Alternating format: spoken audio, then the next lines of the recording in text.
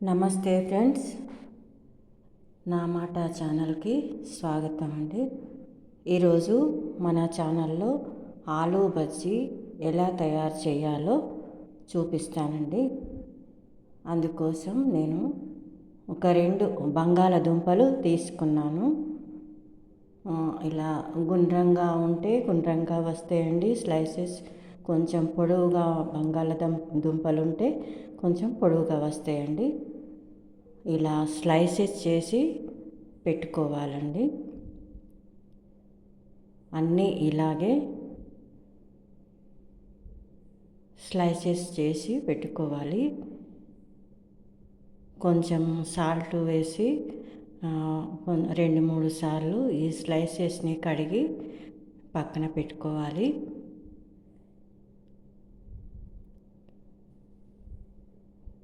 ఇలాగా అన్నీ కడిగి పక్కన పెట్టుకోవాలి. తర్వాత ఒక కుక్కర్ కప్పు తీసుకొని ఆ కుక్కర్ కప్పు నిండా శనగపిండి తీసుకోవాలండి. అందులో 1 స్పూన్ కారం వేసుకోవాలి. తర్వాత 1 స్పూన్ సాల్ట్ వేసుకోవాలండి.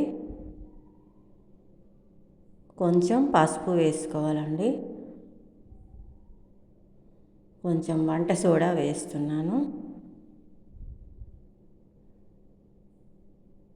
తర్వాత కొంచెం ధనియాల పొడి వేస్తున్నాను.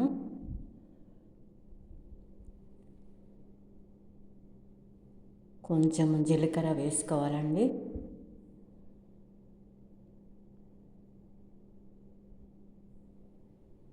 తర్వాత కొంచెం వాము వేస్తున్నాను.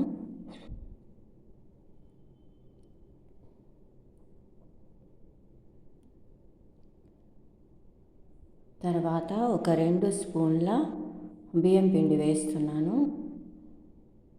క్రిస్పీగా రావడానికి. ఇప్పుడు మొత్తం అంతా కలుపుకోవాలి, కలిసేటట్టు కలుపుకోవాలండి.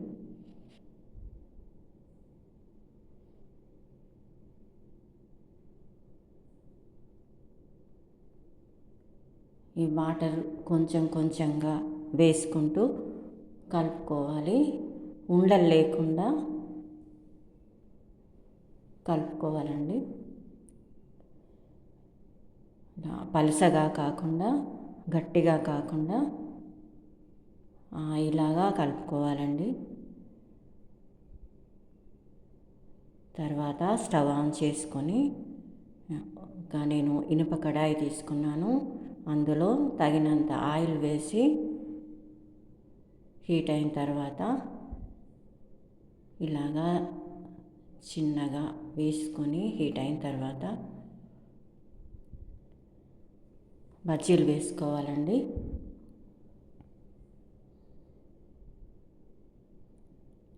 ఈ స్లైసెస్ ఒక్కొక్కటిగా తీసుకొని పిండిలో వేసి తీసి ఆయిల్లో ఇలా ఒక్కొక్కటిగా వేసుకోవాలి.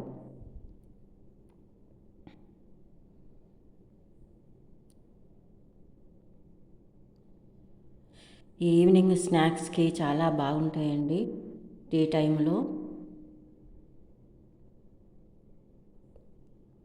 టైంలో తీసుకోవచ్చండి. చాలా రుచిగా ఉంటాయి, తొందరగా కూడా అవుతాయండి.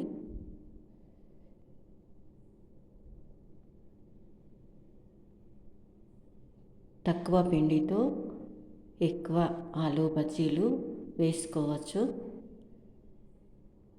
ఇలా ఒకవైపు నుంచి మరోవైపుకి టర్న్ చేసుకోవాలి. ఇలా మంచి కలర్ వచ్చేదాకా ఫ్రై చేసుకోవాలండి.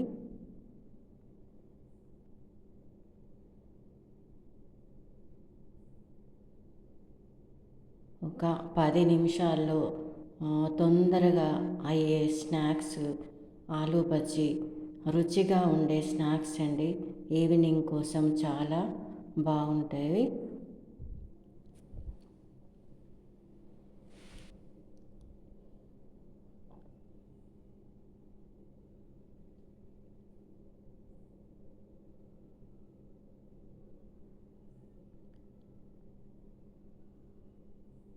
ఇలా ఒక 2 సార్లు ఇట్లా ఫ్రై చేసుకోవాలి. టర్న్ చేసుకుంటూ ఫ్రై చేసుకోవాలండి.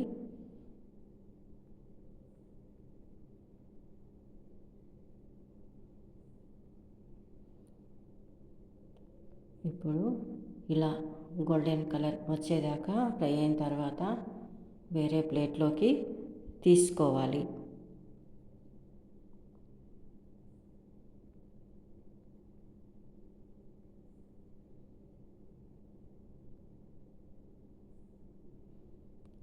మంటను హైలో కాకుండా సిమ్లో కాకుండా మీడియంలో పెట్టి ఫ్రై చేసుకోవాలి.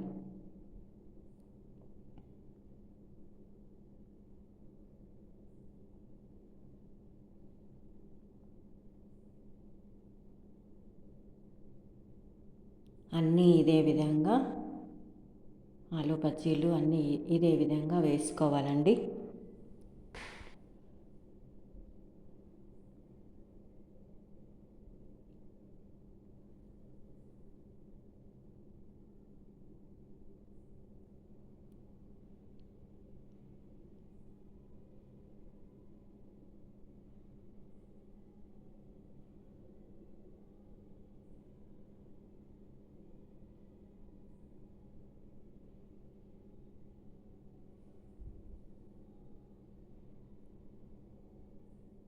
కొంచెం వేడైన తర్వాత తిప్పి వేసుకోవాలి.